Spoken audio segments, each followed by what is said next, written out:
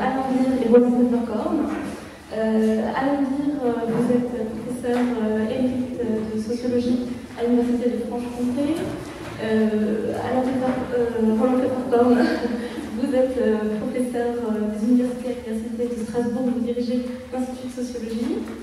Et vous signez ensemble un quatrième ouvrage à 4 mains, si je ne m'abuse, puisqu'on écrit une main chacun, le dictionnaire des inégalités, qui a la force d'être un dictionnaire pluridisciplinaire et qui est déjà reconnu comme un dictionnaire important sur ce sujet, qui est le premier donc, sur la traité des inégalités sous cette forme. Voilà, vous allez rester 1 heure avec nous. Nous vous écoutons. Merci. Merci d'être venu. Merci à Marie-Claire de nous accueillir à nouveau. Donc on va présenter cet ouvrage non pas à 4 mains mais à 2 voix. On va alterner la prise de parole. Alors, il faut tout d'abord peut-être mentionner le contexte dans lequel ce dictionnaire a été conçu, projeté tout d'abord. C'est pour un projet, une conception, une réalisation. Ce contexte nous est connu et c'est celui évidemment d'une aggravation constante des inégalités sociales depuis quelques décennies. Roland et moi travaillons sur le sujet depuis maintenant plus d'une vingtaine d'années, puisque ça va faire l'année prochaine très exactement 20 ans que nous avons publié un premier ouvrage là-dessus. À l'époque, lorsque on travaillait à préparer ce premier ouvrage, on nous a souvent, quand on était poli, regardé de manière un peu interloquée. Quand on était un peu moins, on nous a ri au nez. Lorsque on annonçait qu'on travaillait à réaliser un ouvrage sur les inégalités. Nous avons été, il y a une vingtaine d'années, pionniers en parlant d'augmentation, d'aggravation des inégalités, car la chose n'était absolument pas connue et reconnue à l'époque. Depuis, je dirais, c'est tombé dans l'ordre des banalités de l'espace public que la connaissance et la reconnaissance de la raciale. On a persisté dans le thème et il nous a semblé nécessaire d'y revenir. Alors, on précisera pourquoi et comment par après sur cette forme-là, puisque évidemment, malheureusement, le thème est resté d'actualité et on a pu encore, par exemple, il y a quelques semaines seulement, l'INSEE reconnaître que pour la 2e année consécutive, en 2012, puisque les données sont toujours un peu plus ancienne que les statistiques publiques, pour la 2e année en 2012, le revenu moyen des ménages a régressé en France. C'est quelque chose qui est proprement historique. On n'a pas connu cela depuis au moins le lendemain de la Seconde Guerre mondiale. Car précisément au lendemain de la Seconde Guerre mondiale, les contraintes institutionnelles nées de lutte sociale et syndicale et politique avaient enfermé la dynamique du capitalisme dans un espace national à l'intérieur duquel s'organisait une certaine forme de redistribution des prix de croissance, de redistribution des gains de productivité, pour parler comme les économistes, qui permettait aux salaires réels, directs et indirects, de croître comme au moins autant que la croissance économique, et donc d'assurer une augmentation générale du niveau de vie. Cette dynamique a été cassée à partir de la fin des années 70, lorsque sont enclenchées des politiques néolibérales qui organisent systématiquement à ce moment-là la circulation du capital au niveau international et mettent donc les nations en concurrence les unes avec les autres, les régions à l'intérieur des nations, les individus à l'intérieur des régions, etc. Avec le démantèlement des mécanismes de protection sociale que cela implique. Il y a tout cela comme contexte derrière ces dictionnaires, mais il n'y a pas seulement cela, parce que, évidemment, s'agissant du dictionnaire des inégalités, si on avait, par définition, restreint le champ aux seules formations, disons, européennes ou nord-américaines, c'est-à-dire des États industriels développés, comme on les nomme généralement, le titre aurait été usurpé. On a essayé d'emblée s'ouvrir la focale, de prendre un champ beaucoup plus large, et on a tenu compte évidemment des spécificités éventuelles d'autres zones au monde différentes de l'Europe, notamment de ce qui s'est passé dans le sud, et Roland va en dire un mot, c'est un peu différent. Je vais passer rapide là-dessus. C'est vrai que quand on voit le titre Dictionnaire des inégalités, ça ne porte pas uniquement sur la France. Ça ne porte pas non plus uniquement sur les inégalités sociales au sens classique du terme, c'est-à-dire entre groupes sociaux, classes sociales. J'anticipe un peu par rapport à ce qu'on a prévu de vous dire, mais je crois que c'est important de préciser cela. C'est-à-dire que notre objectif était de présenter un ouvrage reposant sur des entrées, des mots présentés par ordre alphabétique, permettant d'aborder les différents types d'inégalités entre les différents groupes qu'on peut repérer dans la société. J'anticipe un peu, mais il me semble important de préciser qu'il s'agit là des inégalités classiques de classe, mais aussi des inégalités entre hommes et femmes, également des inégalités entre groupes ethniques ou entre groupes racisés ou racisants, également des inégalités entre générations. Je précise ce point, ça me semble important, dans la mesure où, la plupart du temps, y compris aujourd'hui, quand on parle des inégalités, c'est le cas par exemple de certains travaux qui ont été très médiatisés, on parle exclusivement des inégalités de revenus et des inégalités éventuellement de patrimoine concernant les différents groupes sociaux, les différentes classes sociales. Nous avons essayé d'aborder, grâce à la forme du dictionnaire, tous les thèmes et tous les groupes qui sont concernés. Alors, du point de vue spatial, on prend en compte la dimension internationale par plusieurs biais. On a des entrées par pays, évidemment pas tous les pays. On prend un certain nombre de pays emblématiques. Certains sont des pays du Sud, importants. Je pense par exemple à l'Inde, au Brésil, il y en a d'autres.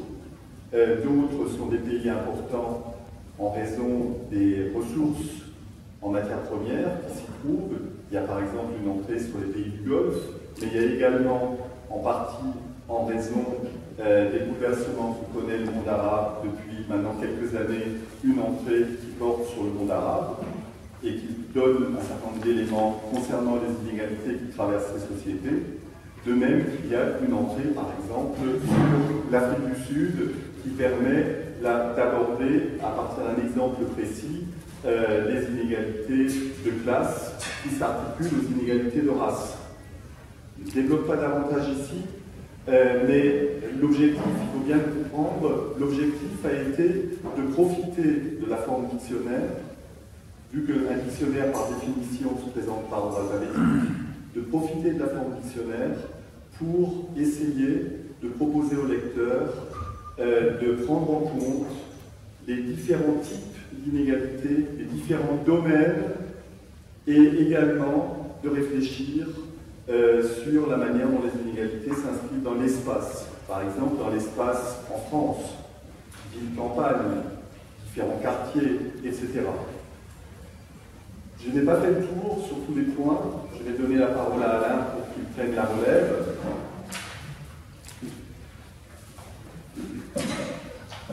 J'avais compris que les difficultés auxquelles on s'est heurté, c'était que on était contraint par la forme dictionnaire et on était tenté en même temps de l'excéder en tendant vers l'encyclopédie.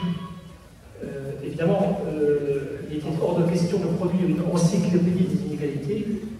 Quelques centaines de pages n'y auraient pas suffi, il aurait fallu plusieurs volumes, mais on a toujours demandé aux différents contributeurs de ce dictionnaire d'écrire l'article comme si l'article en question était censé constituer une sorte d'appât devant mener le lecteur vers, au-delà de l'entrée classique d'un dictionnaire, vers un ensemble de références ayant trait à la matière et pouvant donc constituer l'amorce d'un article d'encyclopédie.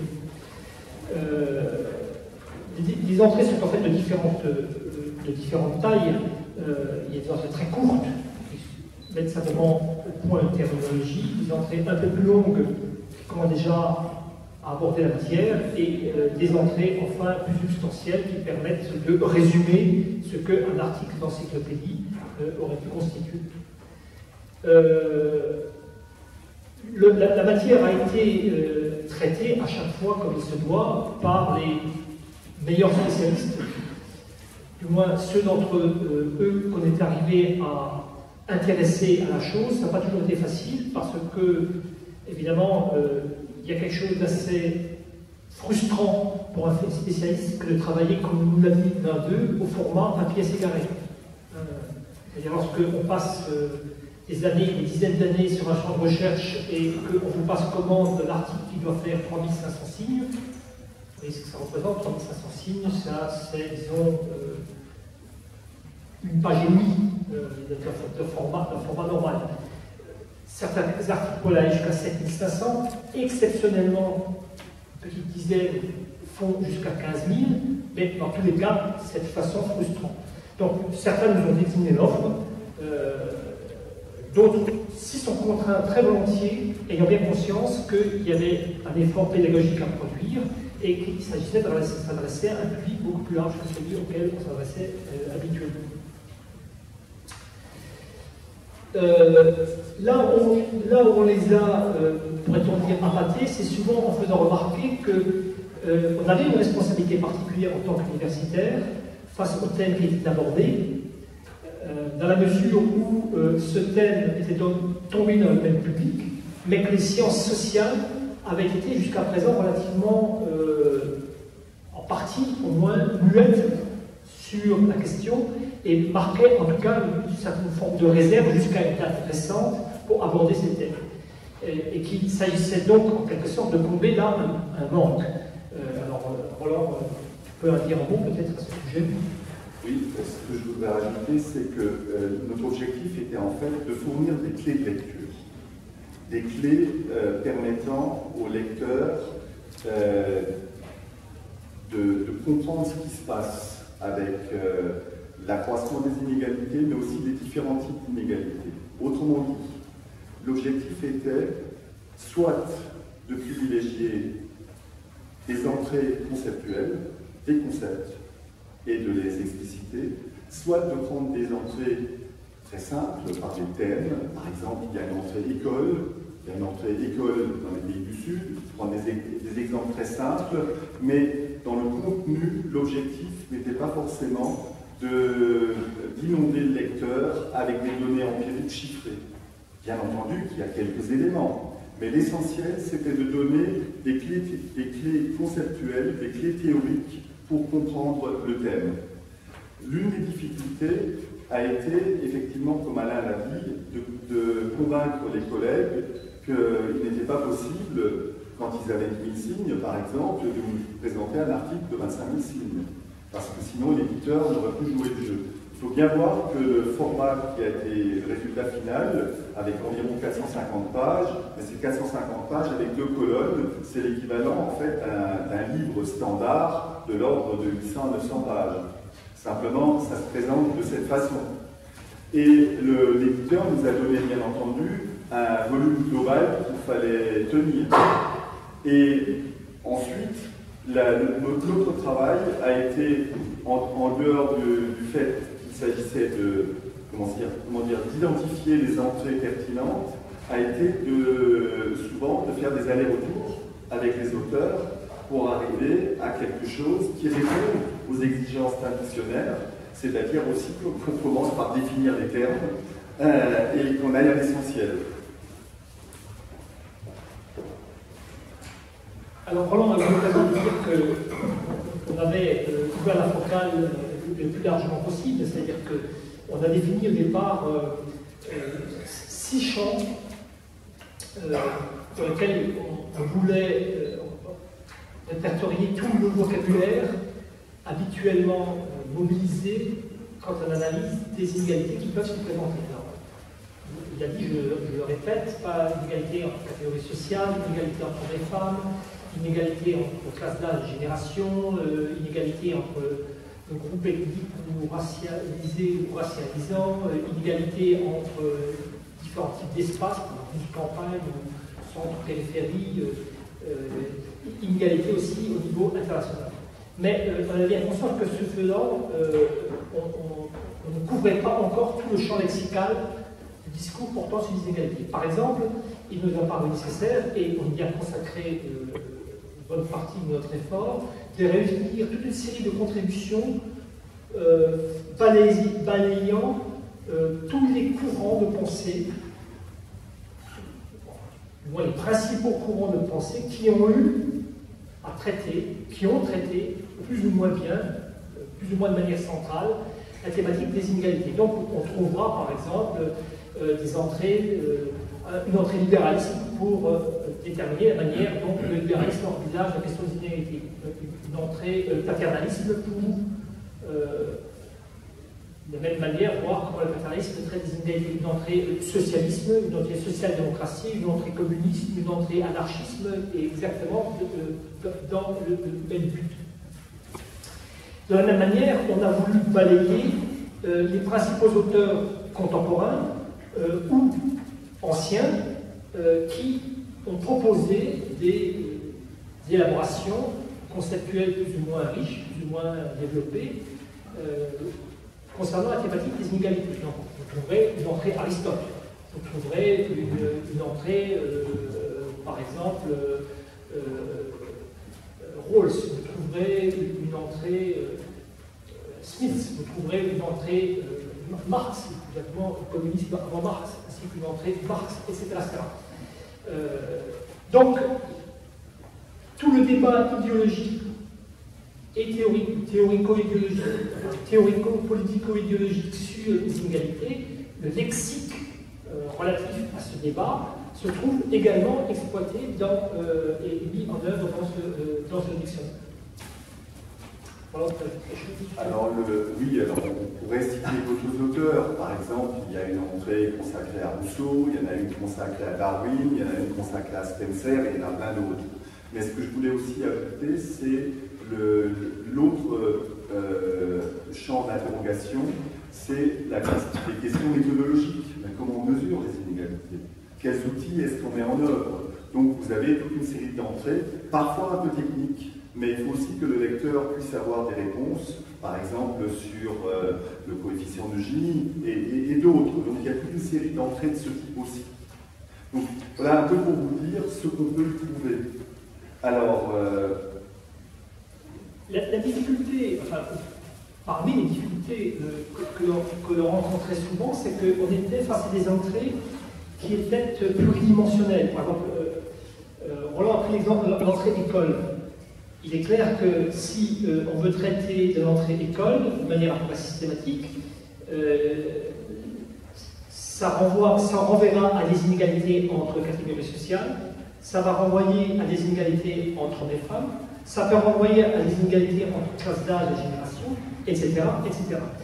Donc, on a traité la difficulté, on l'a maîtrisée, on a tenté de la maîtriser au moins, soit en décomposant l'entrée en différentes sous-entrées confiées à différents auteurs, chacun est un spécialiste en quelque sorte, qui, par exemple, d'inégalités entre catégories sociales, s'agissant de l'école et de l'éducation, qui de l'inégalité entre catégories entre hommes et femmes sur le même thème, c'est ça, ou bien, quelque chose qui n'était pas possible, on demandait à personne chargée de l'ensemble de l'entrée de bien veiller, même si elle accentuait essentiellement l'une des dimensions, à ne pas négliger telle ou telle autre dimension.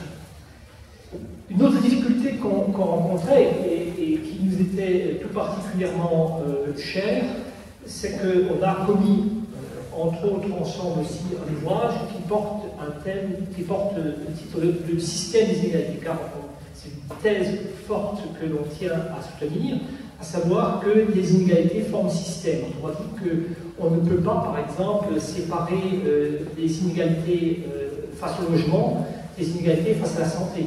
ou des inégalités face à l'école, des inégalités face à l'emploi, etc.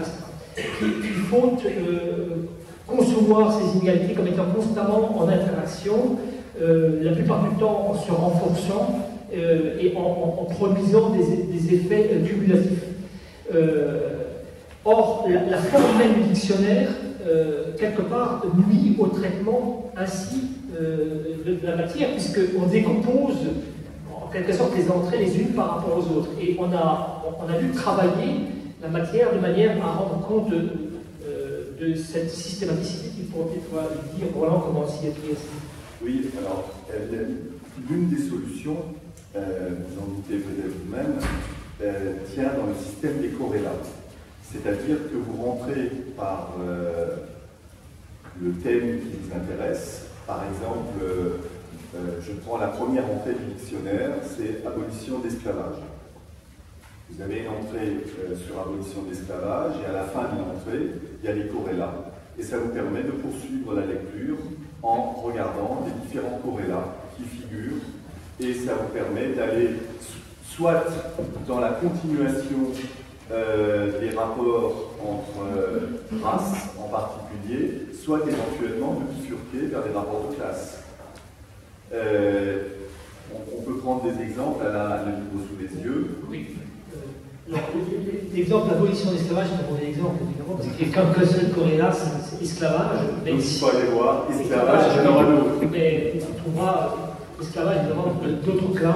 Mais si je prends l'entrée suivante, qui est action positive et égalité des sexes, vous aurez par exemple pour cette entrée-là, vous aurez toute une série de corrélats auxquels on renvoie. C'est action positive ou discrimination positive, droit des femmes, gentle mainstreaming, politique sociale et égalité des sexes, etc.